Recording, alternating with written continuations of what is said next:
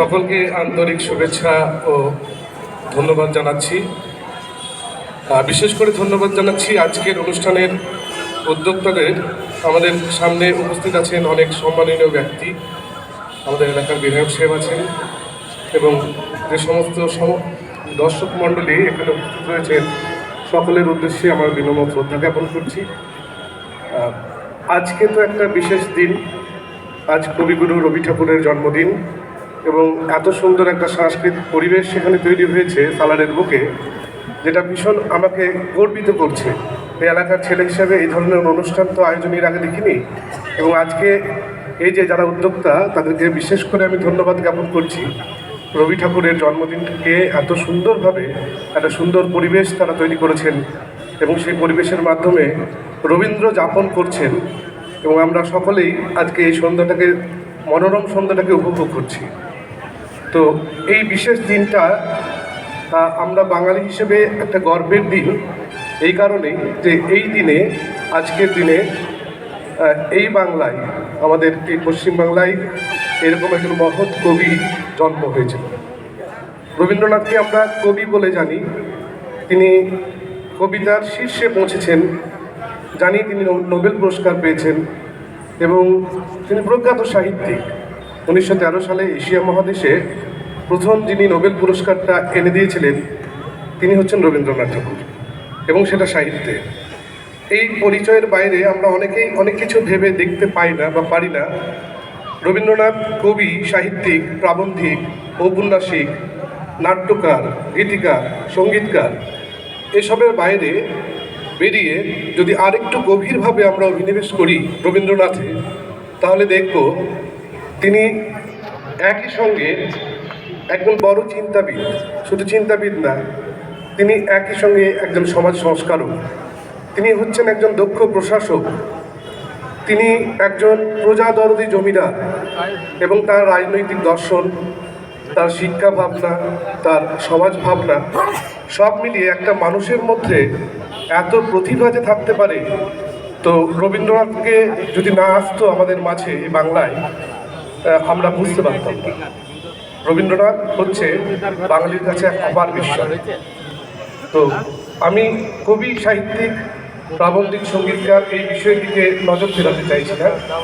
আমি শুধু এইটুকু বলতে চাচ্ছি, এর বাইরে রবীন্দ্রনাথ কেমন ছিলেন, কেমন মানুষ ছিলেন।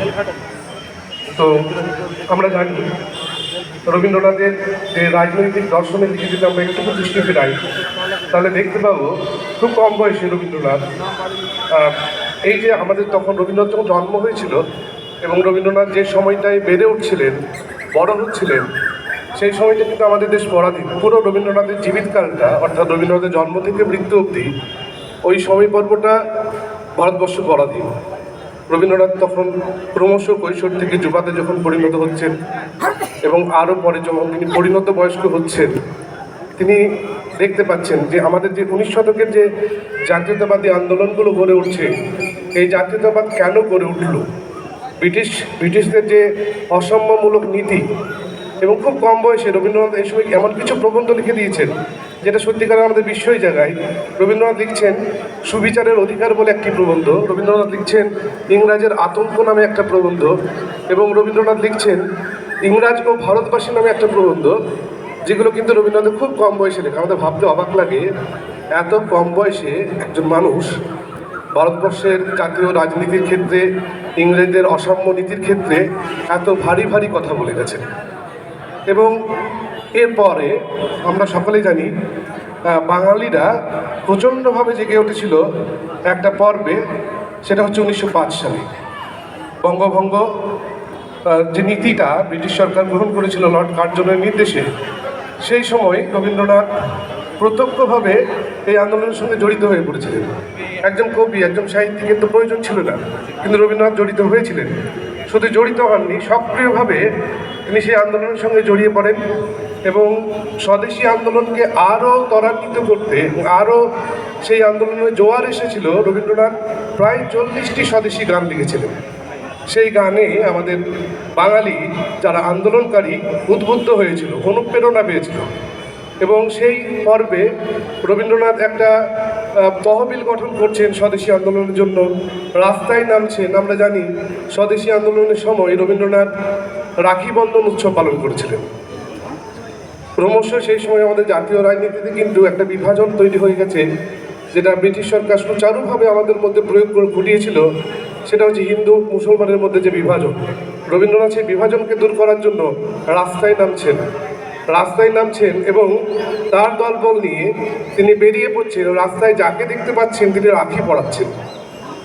সেটা একজন ঘোরসওয়ার সহিস হোক বা নাখোদা মসজিদের ইমাম। মসজিদে ঢুকতে সবাই যখন অস্বস্তি করছে, রবীন্দ্রনাথ নিজে ঢুকে যাচ্ছেন এবং নাখোদা মসজিদের ইমামকে তিনি রাখি পরিয়ে দিচ্ছেন। এরকম একজন মানুষ ছিলেন রবীন্দ্রনাথ। এই তো গেল বঙ্গভঙ্গ আন্দোলন। বঙ্গভঙ্গ পরবর্তী একাধিক ঘটনায় তার রাজনৈতিক চিন্তাভাবনার পরিচয় আমরা পাচ্ছি। আমরা রবীন্দ্রনাথের একটা বৈপ্লবিক দিক আমরা দেখতে পেয়েছি 1919 সালে, যখন জালিয়ানওয়ালাবাগের হত্যাকাণ্ড হচ্ছে। রবীন্দ্রনাথ বিদ্রোহাত্মক একটা চিঠি লিখছেন ব্রিটিশ সরকারকে এবং তিনি নাইট উপাধি পরিত্যাগ করছেন। একজন কবির কাছে এটা হয়তো একটা অভাবনীয় বিষয় ছিল ব্রিটিশ সরকারকে। একজন কবি এভাবে সচেতনভাবে দেশের মানুষের পক্ষে হয়ে লড়াই করছেন। শুধু রাজনৈতিক দর্শন না, আমরা যদি রবীন্দ্রনাথের শিক্ষা ভাবনার দিকে আলোকপাত করি তাহলে দেখতে পাবো রবীন্দ্রনাথের, আমরা জানি প্রথাগত শিক্ষা তিনি নেননি। তিনি একদম শৈশবে কিন্তু বিদ্রোহ করেছেন। আসলে শৈশবে বা আমরা এখনও যে পাঠ্যপুস্তক নির্ভর পড়াশুনো করি, যে সিলেবাস যেটা আমরা দেখি, এবং সেই পড়াশুনোটা যে পরীক্ষা কেন্দ্রিক যে পড়াশুনো, সেটার বিরুদ্ধে ছিলেন রবীন্দ্রনাথ। তিনি যে কারণে ওই বিদ্যালয়ের চার দেওয়ালের মধ্যে নিজেকে বন্দী রাখতে পারেননি সেই শৈশবেই। পরবর্তীকালে তার বিশাল একটা আকার দেখা গেল কোথায়? শান্তিনিকেতন বিশ্ববিদ্যালয় তিনি যখন গড়ে তুলছেন। এবং তিনি এই যে বিশ্ববিদ্যালয় যখন গড়ে তুললেন, সেখানে শিক্ষার যে মূল সমস্যাগুলো তিনি দেখেছিলেন, তিনি বারবার তার বিভিন্ন লেখায় বলেছেন শিক্ষা শুধুমাত্র সিলেবাস কেন্দ্রিক নয়, শিক্ষা হচ্ছে আমাদের আত্মার উদ্বোধন, আমাদের অনেক কিছু জ্ঞানের অন্বেষণ। সেইখান থেকে তিনি উন্মুক্ত পরিবেশে বিশ্বভারতী বিশ্ববিদ্যালয় গড়ে তুলছেন। সেই শিক্ষা ভাবনাটা আজও পর্যন্ত শান্তিনিকেতনে বিরাজমান এবং আজও শান্তিনিকেতনে যারা পাঠ নেয় তারা সেটা উপলব্ধি করে। এই শিক্ষা ভাবনার পাশাপাশি আমরা যদি ঠিক এই সময়ে দাঁড়িয়ে আমার একটা কথা বারবার মনে হয় যে আজও কেন রবীন্দ্রনাথ প্রয়াত হয়েছেন প্রায় অর্ধ শতাব্দী পার হয়ে গেছে, তবুও আজও কেন রবীন্দ্রনাথকে আমরা স্মরণ করব এবং কেন তিনি আজও প্রাসঙ্গিক। আজকে গোটা ভারতবর্ষব্যাপী যে রাজনৈতিক বিভাজন তৈরি হয়েছে, যে সাম্প্রদায়িক বিভাজন তৈরি হয়েছে, তার বিরুদ্ধে কিন্তু রবীন্দ্রনাথ বারবার রুখে দাঁড়িয়েছে। রবীন্দ্রনাথ অনেক লেখায় তিনি বলছেন এই যে ভারতবর্ষ তিনি পূর্ব পশ্চিম নামে একটা প্রবন্ধ আছে রবীন্দ্রনাথের বিখ্যাত প্রবন্ধ। সেই প্রবন্ধটার শুরুতেই একটা আত্মজিজ্ঞাসা দিয়ে শুরু হচ্ছে, এই ভারতবর্ষ কাদের?